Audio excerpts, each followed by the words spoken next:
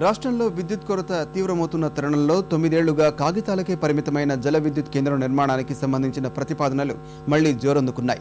100% విదేశీ ప్రత్యక్ష పెట్టుబడితో దుమ్ముగూడెం జల విద్యుత్ కేంద్రం నిర్మాణం కోసం రాష్ట్ర సర్కారు ప్రతిపాదనలను కేంద్ర ఆర్థిక వ్యవహారాల విభాగానికి పంపింది. విదేశీ ప్రత్యక్ష పెట్టుబడితో నిర్మించే జల విద్యుత్ ప్రాజెక్టుల వల్ల ఉత్పత్తయ్యే విద్యుత్తుల్లో రాష్ట్రానికి 12% మాత్రమే ఉచితంగా లభిస్తుంది. మిగతా విద్యుత్ను నిర్మాణ సంస్థలకు విక్రయించుకోవచ్చు. అయితే డిస్కంలు కొనుగోలు చేయని పక్షంలోనే బయట అమ్ముకోవాలనే షరతు పెడుతున్నట్లు నీటిపారుదల శాఖ తెలిపింది.